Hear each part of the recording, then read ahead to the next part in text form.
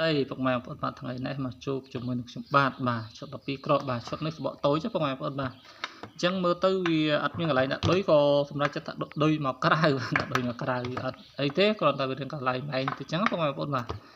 tại vì mơ tới tôi ăn đây bà hai chiếc mặt tắc hai chiếc mặt tắc buôn ấy phục mày bọn bà tôi hay thay này mà chạy lại bật cái sàn tích bằng máy phone ba tham gia bằng máy phone làm tốt đăng tại bằng máy phone đăng hái cọ đấy đấy bà cứ bật sau phương mấy tầm mấy cái đông chưa cái đai lương phê bà cái đai lương phê tham gia bằng máy phone mình cho chất đông cái đai bà chưa cái bất đông cái đai vì một bộ cái khang tay cho tới việc làm láng trắng bằng máy phone và phải đai khang phế chứ bà cái đai tích tích việc ấy tế tại việc đai khang phế việc có sẽ làm láng tay tam đăng đai bà tam đăng đai lúa đã xong sọp được nông cà phá bởi dương phá lúa thấm như rộng mặt tịch chúng mất vật về hết ngoài phần bà hay cầm năng với còn thưa cà kháng bắt đầu móc cột nít câu với cái đai kháng đây đai kháng đây chẳng lúa đã xong sọp phá bà xong sọp phá chưa mùi lần đồng bình pé rồi có pin pé ấy cứ rồi thấy được cầm rồi sang bà rồi ha các bạn đã còn làm rồi hái dương rộng mặt tịch chúng phê trắng trong ngoài phần bà tịch chúng phê haiสำหรับการធ្វើកុំឲ្យវាក្តៅខ្លាំងនោះគឺនេះខ្សែជើង3បាទខ្សែជើង3ជាទូទៅពុកម៉ែបងប្អូនខ្លះក៏ដាក់ផ្ទាល់ជាមួយនឹងគ្រាប់ខ្លះទៀតក៏ដាក់រំលងយូតមួយបាទខ្លះដាក់ផ្ទាល់ខ្លះទៀតដាក់រំលងយូតមួយបាទជាទូទៅដាក់ផ្ទាល់និងដាក់រំលងយូតមួយគឺដាក់រំលងយូតមួយវាអត់ទៅក្តៅដូចយើងដាក់ផ្ទាល់ទេបាទហើយ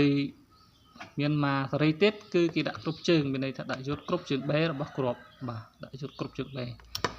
3ជំរើសនេះគឺជំរើសដាក់យូតគ្រប់ជើង B វាធ្វើការបានល្អមែនតើទី1វាថ្ងៃក្តៅទី2វាខ្លាំងជាងបាទខ្លាំងជាងគេពុកម៉ែបងប្អូនបាទខ្លាំងជាងយើងប្រើផ្ទាល់ទៀតបាទអញ្ចឹងសួរថាហេតុអីបានខ្លាំងបាទហ្នឹងខ្ញុំក៏អត់ដឹងដែរបាទអត់ដឹងដែរ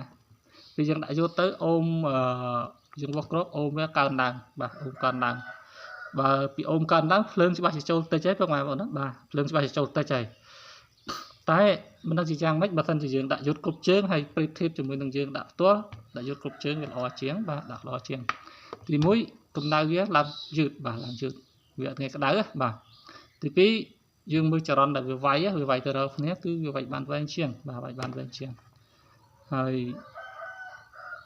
ទី3ទៀតយើងប្រាប់បានជូរបាទប្រាប់ប្រាស់បានជូរវាងាយខូចគ្រាប់អត់ងាយខូចដុំបាទដោយសារកម្ដៅវាគឺឡើងតិចមែនតើណាពុកម៉ែបងប្អូនបាទឡើងតិចមែនតើបើសិនជាយើងប្រើប្រភេទគ្រាប់ល្អហើយយើងដាក់យូតទៀតរឹតតែអេមបាទរឹតតែអេមដោយសារការដាក់យូតនេះក៏ដូចជាប្រព័ន្ធការពារអីមួយដែរអញ្ចឹងពុកម៉ែបងប្អូនសម្រាប់ទប់គ្រាប់ដោយសារអីយូតមួយគ្រាប់វាមាន500អូមបាទ500អូមអញ្ចឹងយើងដាក់ចូលជើងទៅគ្រាប់យើងធម្មតាវា500អូមដែរវាល្បាក់550មកគ្រាប់យើងវាស់ពីជើង C ឬជើង E ទៅជើង B ល្បាក់555ឬក៏ប៊ីបហ្នឹងបាទហើយយូត500ជាងដែរអញ្ចឹងពេលយើងដាក់តវាជាសេរីទៅវាបាន71000ឬក៏1000តិចតួចអញ្ចឹងវាធ្វើការល្អមែនតើបាទគ្រាប់វាអត់ងាយក្តៅទេអញ្ចឹងបើពុកម៉ែបងប្អូនបាទមិនចង់ឲ្យគ្រាប់ក្តៅខ្លាំងទេគឺអាចប្រើជំរើសបាទដាក់យូតគ្រប់ជើង B បានណាពុកម៉ែបងប្អូនណាបាទហើយសម្រាប់គុណភាពចាប់ត្រីអត់ធ្លាក់ទេបាទខ្ញុំធានាជូនគឺអត់ធ្លាក់ទេមានតែអាចឡើងបាទមានតែអាចឡើងជាមុនដោយសារប្រភេទនេះគឺខាងវៀតណាមគាត់រៀបជាមួយនឹងអាដាក់យូតគ្រប់ជើង B ហ្នឹងណាបាទគាត់រៀបជាមួយនឹងអាក្របអន់ណាបងប្អូនអាក្របអន់1000ជាងបាទអាក្របហ្នឹងយើងសឹងថាមិនមើលមុខក្របហ្នឹងផងបាទតែខាងវៀតណាមគាត់រៀបយកលុយពីខ្មែរយើងមកកាភ្លុះបាទគឺគាត់ដាក់យូតគ្រប់ជើង B នេះហើយសួរថាហេតុអីបានដាក់យូតគ្រប់ជើង B គឺការពារគ្រាប់បាទបើអត់ដាក់ទេគ្រាប់ហ្នឹងសឹងថាប្រើមិនកើតបាទបើសិនជាយើងយកមកដាក់គ្រាប់តែមួយឬក៏ដាក់ផ្ទាល់ប្រើកើតទេបាទចាប់តាមផ្លែតភៀលហើយបាទអាគ្រាប់ដែកវាស្ដើងទៅនេះបាទដែកតិចនេះស្ដើងណាបាទយើងសឹងថាខាងខ្មែរយើងឃើញវាបានមកចង់រៀបទេតែខាងវៀតណាមគាត់រៀបយកលុយយើងមកកាភ្លុះបងប្អូនមករៀបយកលុយយើងមកកាភ្លុះគឺគាត់ដាក់ជូតគ្រប់ជើង B បាទអញ្ចឹងវាទៅថ្ងៃនេះមិនមានច្រើនទេបងប្អូនមានតែប៉ុណ្្នឹងឯងបាទសម្រាប់ពុកម៉ែបងប្អូនមិនចង់ឲ្យដុំក្តៅអីក៏អាចធ្វើតាមហ្នឹងឬក៏ទិញមកប៉ះចាំគ្រាប់អន់អីក៏ធ្វើតាមហ្នឹងទៅប្រើកើតដែរពុកម៉ែបងប្អូនបាទបើសិនជាអត់ធ្វើដាក់យូតគ្រប់ជើង B ទេពុកម៉ែបងប្អូនរៀបទៅនឹងអាចខូចភ្លាមនឹងអាចឆាប់ខូចបាទដោយសារអាគ្រាប់ស្ដើងហ្នឹងវាជាប្រភេទគ្រាប់ដែលមានតម្លៃថោកហើយគុណភាពប្រើប្រាស់វាក៏ on ដែរបាទដោយសារ rate stock របស់វាដូចជា600ជាងបាទអាក្របអនហ្នឹងបាទយើងវាស់ពីជើងអឺហើយនឹងជើងសេទៅជើង B បាទ600ជាងអញ្ចឹង rate stock វាធំមានន័យថាវាធំលេខអញ្ចឹងវាចូលភ្លើងបានតិចបាទដល់ពេលយើងដាក់ភ្លើងរាំងខ្លាំងទៅខូចក្រប